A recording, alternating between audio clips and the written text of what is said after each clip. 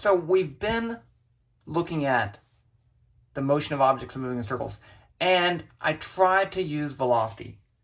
I did a couple times use angular velocity. So we need to look at the difference between angular quantities and rotational quantities.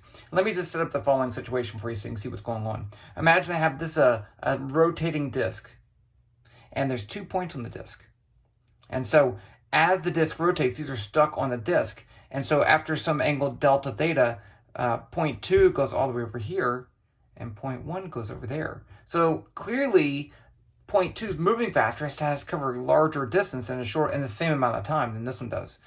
So they have different velocities, but they change the same angle.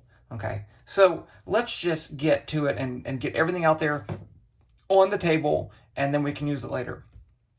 Okay, so the first thing we want to look at is the relationship between the distance traveled and the change in angle. So a lot of times we'll write this as change in angle. Sometimes we'll write it as just theta. I don't know which one is best. I'm just going to, maybe I'll write it as theta. So if I go from here to here, and the angle is theta, and this has a radius of r2, then in general, I could say, we'll call this S2 equals R2 theta.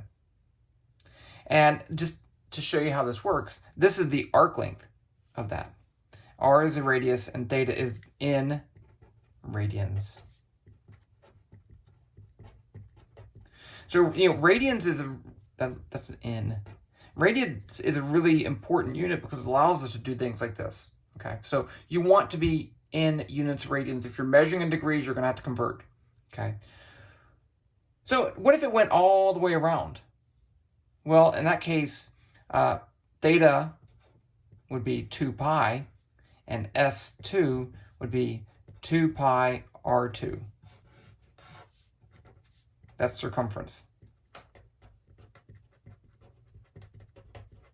That's a long word. I think and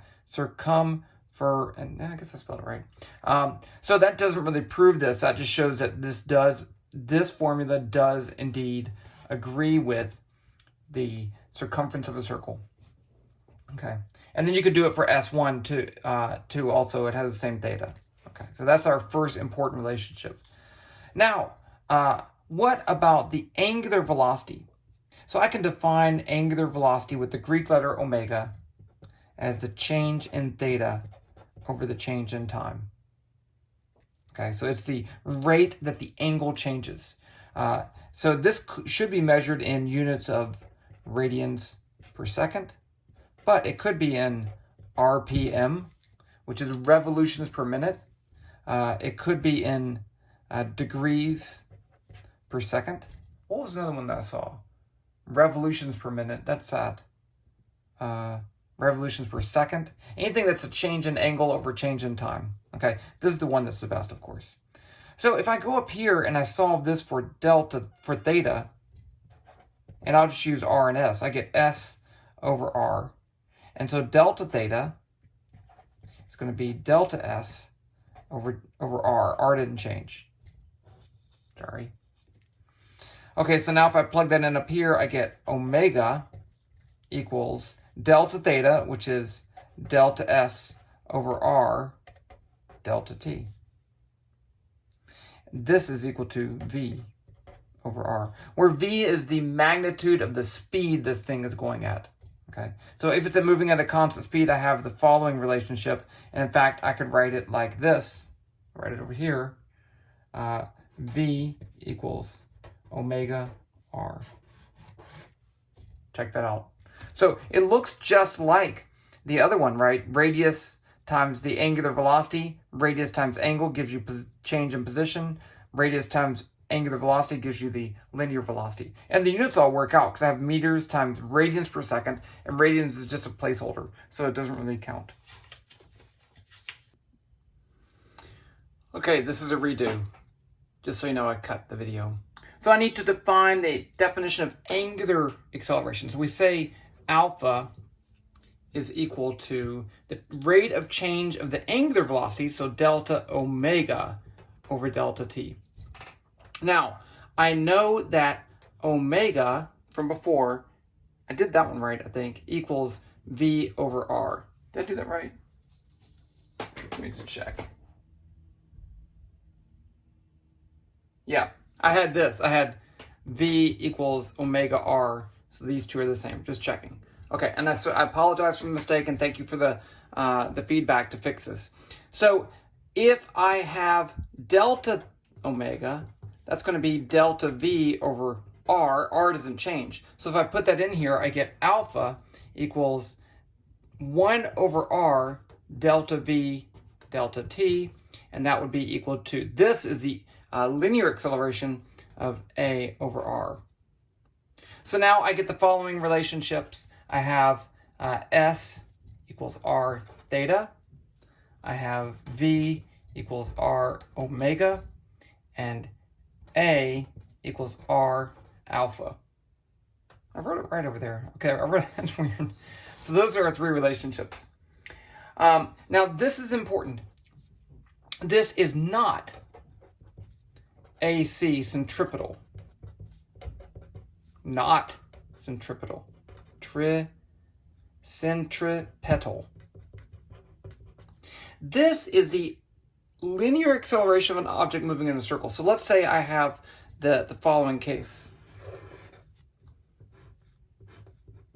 So here's some object on a disk, and the disk starts to rotate and speeds up. So this means this would also, as it moves, have a faster velocity. So it's this acceleration in the direction that it's moving. That's what this is. Okay, it's not the acceleration because it's changing directions. I know that's confusing. It is a confusing thing. I'm not being sarcastic. It is. Okay. Okay. So then, but once we have this relationship for theta, omega, and alpha, and we can treat this like position, velocity, and acceleration, then we get the same kinematic equations that we have. We have these rotational kinematic equations. So we have the famous one, theta 2 equals theta 1 plus omega 1 delta t plus 1/2 alpha delta t squared. So this works as long as theta and omega and alpha are in radians per second, and radians per second squared. Then this looks just like position, velocity, and acceleration. It all works. You could also do this one, omega 2 squared equals omega 1 squared plus 2 alpha theta 2 minus theta 1. And these are all assuming a constant acceleration. And then you have this one, omega 2 equals omega 1 plus alpha delta t. So those are your same kinematic equations that we had before. And I think that's where I ended. I need to edit this together. But again, subscribe, give me comments down below, and I will fix stuff down here. And I will see you guys in the next video. Bye. Okay, now let's look at one other thing for a rotating object that comes up and is important.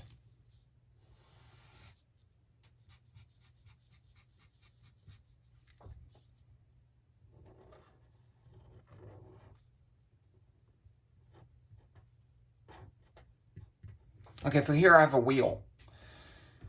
And this wheel is rolling without slipping. So if it's not slipping, the point of contact between the wheel and the ground is stationary.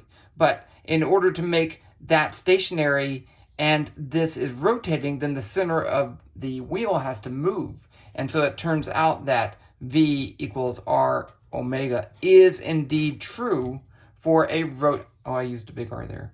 Is indeed true for a non-slipping wheel. So if I know a wheel is rolling along, the angular velocity of the wheel is related to the linear velocity by the radius. And really this is important because this is how essentially your speedometer works in your car. It measures the angular velocity, it knows the radius of your tire, and it can calculate the velocity. So that's why if you change your tire size, you really shouldn't do that. You're going to get, your speedometer is not going to actually work. Your GPS would give you speed, but not your speedometer.